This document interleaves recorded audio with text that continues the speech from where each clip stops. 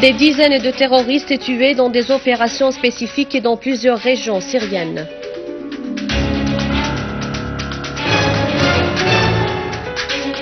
Al-Ja'fari à l'ONU, Amos ignore les faits sur le terrain en Syrie et la délégation britannique sert les intérêts de l'Arabie Saoudite, du Qatar, de la France et de la Turquie.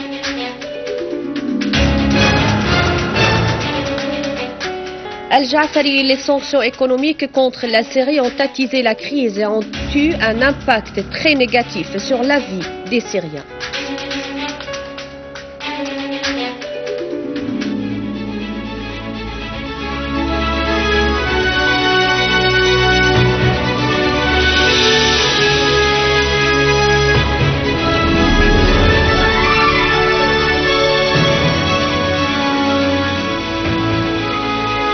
Les détails du journal Bonsoir. Le représentant permanent de la Syrie auprès des Nations Unies, Bachar el-Ja'fari, a affirmé que la délégation britannique a traité sélectivement avec le contenu de la déclaration du sous-secrétaire général des affaires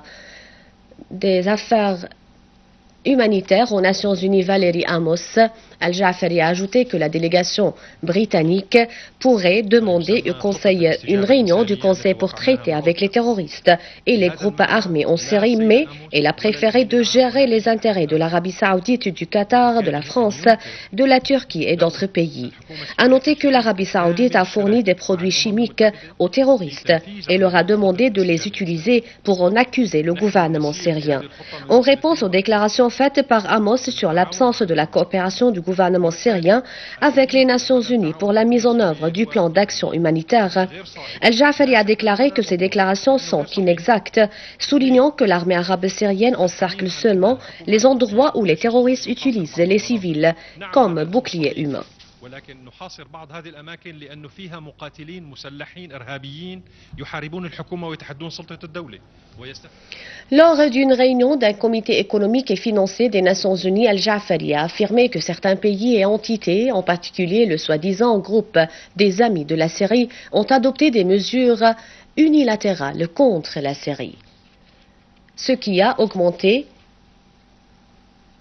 Al-Ja'fari, qui a lu le communiqué de la Syrie devant la réunion de la deuxième commission économique et financière des Nations Unies, tenue sous le titre « Les questions relatives aux politiques de la macroéconomie, le commerce international et le développement », a affirmé que les membres du soi-disant groupe des Amis de la Syrie avaient visé via ces mesures unilatérales de grand nombre d'établissements et de sociétés publiques et privées qui gèrent et investissent dans les secteurs civils vitaux pour les citoyens syriens, notamment ceux de la santé, de l'enseignement, de l'électricité, des services, des transactions commerciales et bancaires, de l'énergie et du transport. Dans le gouvernorat de Damas, une voiture a explosé hier devant la mosquée Oussama Ben Zaid dans la ville de Wadi Barada dans la banlieue de Damas. Une source officielle a précisé que l'explosion de la voiture a fait plusieurs victimes, dont un enfant de 7 ans parmi les citoyens qui assistaient à la prière du vendredi. Plus de 30 blessés, dont certains sont dans un état critique, ont été hospitalisés aux hôpitaux à Damas. L'explosion qui s'était produite avant la fin de la prière du vendredi avait causé l'effondrement des deux entrées de la mosquée et des dégâts matériels dans nombre de magasins et de voitures sur place. Les habitants de la ville de Wadi Barada ont accusé l'organisation terroriste qui se prétend l'État islamique en Irak et au Levant, affilié à Al-Qaïda, de combattre cet attentat comme une vengeance du refus de cette ville de se plier aux terroristes.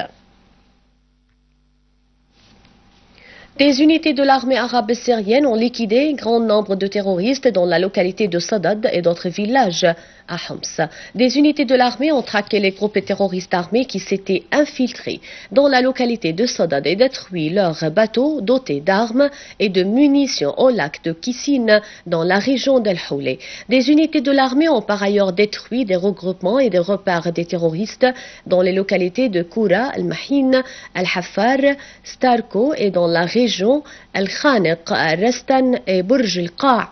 à El-Houlé. Par ailleurs, des unités de l'armée se sont accrochées avec des groupes terroristes qui avaient tenté de s'infiltrer à partir de la localité de Dar el-Kabira vers les villages Al-Khalidia et Rasbiya dans la banlieue est de Hama.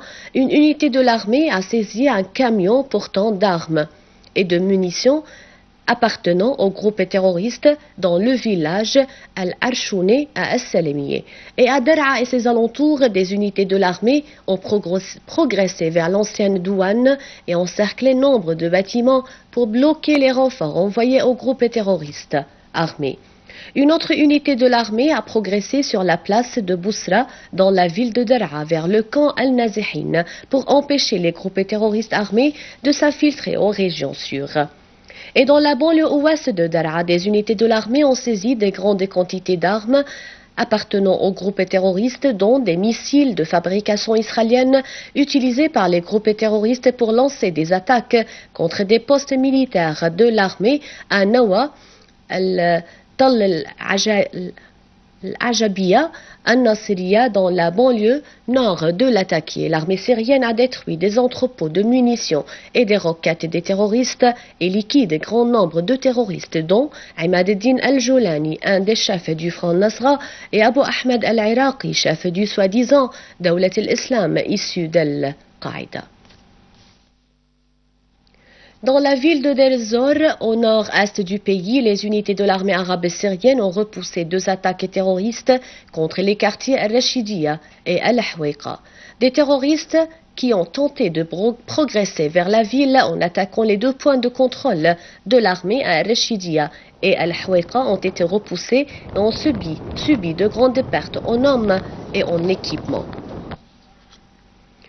Et dans le gouvernorat d'Al-Hasaka, des unités de l'armée arabe syrienne ont mené une opération contre la contrebande du pétrole. L'armée, en collaboration avec les unités de la défense nationale d'Al-Hasaka, ont détruit plusieurs brûleurs utilisés par des terroristes pour le raffinage du pétrole illégalement dans la banlieue à l'est du gouvernorat. Un rappel des titres. Des dizaines de terroristes tués dans des opérations spécifiques et dans plusieurs régions syriennes.